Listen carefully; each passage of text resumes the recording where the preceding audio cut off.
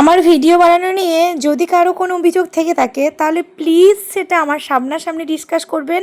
এক্ষেত্রে আমি আমার নিজের ভুলটা বুঝতে পারবো। আমি যথেষ্ট গাইডলাইন মেনটেন করে ভিডিও বানাই। আর দিনকে আমরা এক্সাম পেপার দেখতে গেছিলাম, সেদিন বাচ্চাদেরকেও সঙ্গে নিয়ে যেতে হয়েছিল।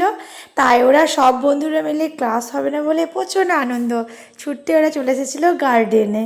এটা গার্ডেন কাম বাচ্চাদের খেলার জায়গা, ছোট্ট পার্কের মতো। যেহেতু স্কুলটা আইসিএসসি বোর্ড, একদম নার্সারি থেকে মাধ্যমিক লেভেল ছিল, এখন এইচএস হয়েছে, এই স্টার্ট হবে।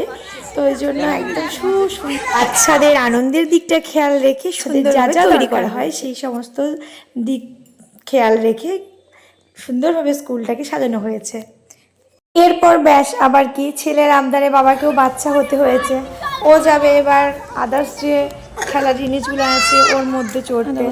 ওই জন্য দেখো ওর বন্ধু অহন সবাই একসাথে, আরও অনেক বন্ধু আছে, সবাই একসাথে ওরা আনন্দের সঙ্গে স্লিপ করছে। বেশ বেশ নেমে যাও নেমে যাও, ঠিকই বলছো, ঠিকই বেশ ঠিকই বলছে বেশ। এই বাচ্চাদের খেলাগুলো দেখে সেই সুদূরে আমাদের ছোটবেলার কথা ঠিক মনে পড়ে যাচ্ছে না? আমার তো খুব মনে পড়ছে, খুব মিস করছি সেই ছোট্টবেলার কথাগুলো। তখন ইচ্ছে ছিল কখন বড় হব, এখন বড় হয়ে মনে হচ্ছে সেই সুদূরে যদি ছোটবেলায় ফিরে যেতে পারতাম। ও পারবে নাকি, ও মুখে শুধু